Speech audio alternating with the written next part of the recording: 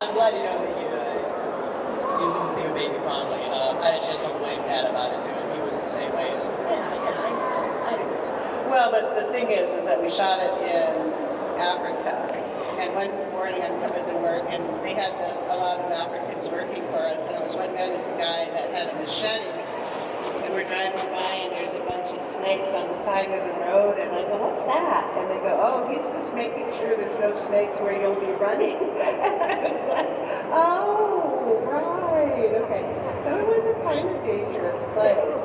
I mean, there were little creepy crawlies running around there that could actually, and we had another incident on Baby where the cook, the chef, the guy who fed us at luncheon, he got bit. He was British. He got bit by mosquitoes and he developed malaria. We all had to take malaria pills before we went. And he got sick and he was in the hospital and he went a little nutty and he tried to throw himself out the door, but people were there, out the window to stop him and everything. But this was malaria. And also on that movie we had some other drama. I always find this the most interesting part of one's experience is what you went through when you were actually working on it. We had a driver that hit a woman and accidentally killed her. And she was in the village, one of the villages that was there. Now the outcome was that Disney ended up giving a trust for all. She had like 5 children. They ended up creating a trust for all 5 of these children, which was, sad to say, probably an advantage to them in the long run, but sort of horrible that her mother died as a result of it. But before that negotiation took place, the village was coming after the people who were working on the film, and one afternoon we were told, drop everything, get in these trucks and go. And it was very dramatic. We were all like, what? And they had little army trucks for us, and I remember somebody grabbing me up and putting me on it, and then we had to drive over these bumpy roads for like 2 hours because we couldn't go out the way that we came in, so we had to go like this, and then we finally got on the highway, and then we went back to the hotel, but they had a very distressed village, coming to get us, and that's when a few days later, there was a negotiation that took place between this woman and then the driver actually, he said, no, the guy who did this went that way, and it was actually him. So, it was quite dramatic. And that's what I found in Africa in general, is that it had a very different than in America. The line between like survival and just, watching your TV or whatever was much thinner than it is for us here. It's like what level of comfort we experience. There were a lot of experiences where you would watch villages, not a lot, hunched hats, everything, with babies that their stomach was distended from not eating enough. That was true in India as well. So it's very different when you go to these different cultures and you work and let's just say, count your blessings, count your blessings. That's my feeling, count your blessings, because we have a lot of them here. Absolutely, and because I was a huge fan of his, what was your experience like with Patrick McGowan? Oh, poor Patrick. Patrick's dead now, right? Yeah, okay. Now, William told me that his wife was ill during the filming, so he wasn't going back. I know. Patrick was Julian Fellows worked on that too. So Julian is now Lord or Baron Julian Fellows, and he created Downton Abbey, and he's the producer that just came out with The Gilded Age, and he's very, very English, and he had to do most of his scenes with Patrick. And Julian, I thank God for Julian on that show, because my mother was with me on that show. She came with me, and she was a writer, and I guess you could call her an intellectual. And I was in that film shooting every day, and I was exhausted at the end of the night.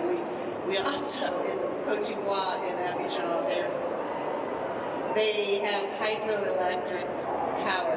Somebody sold them hydroelectric power, but nobody thought to realize that they have 33% drought in the year. So they had a third of the year that wouldn't have power. So in the hotel, they put these emergency generators on, and they put candles next to our bed.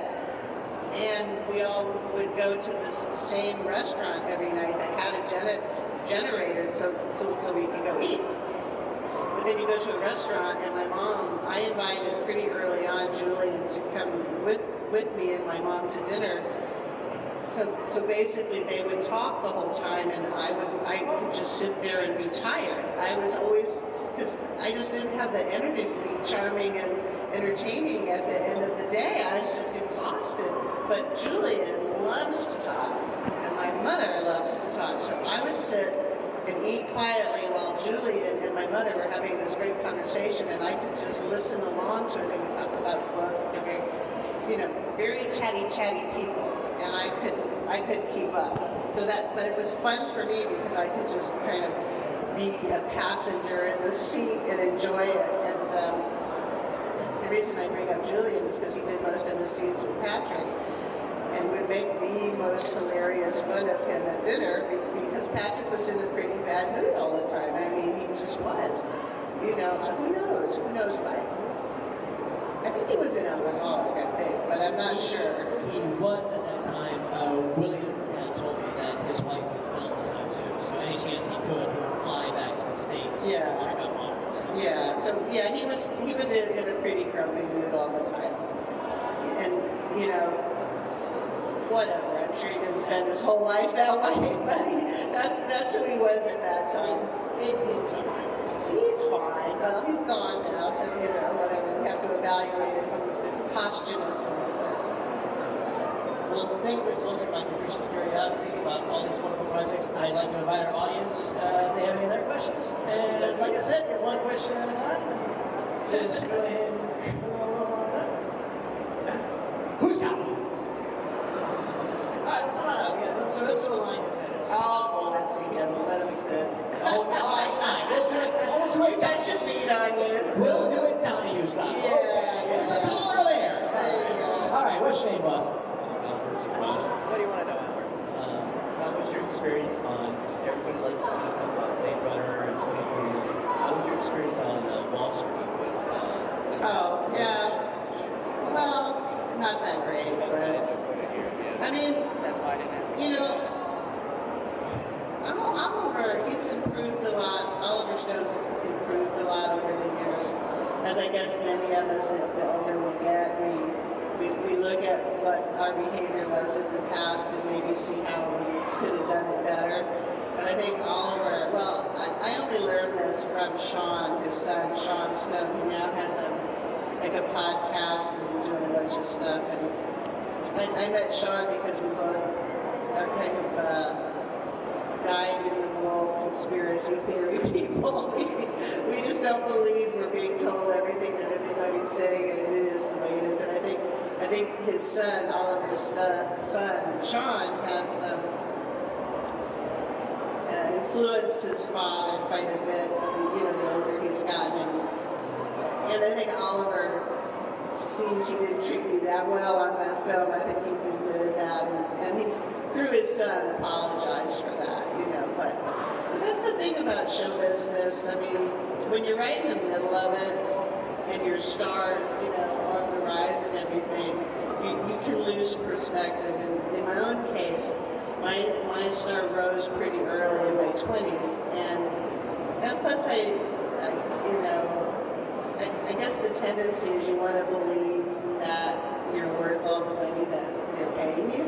So you can kind of fall into the habit of, I guess the best word is bullshitting yourself. You can go, yeah, of course I'm worth that amount of money. And I think Oliver was in that situation too, which is he was getting paid a lot of money. In the 80s, all our salaries were bigger.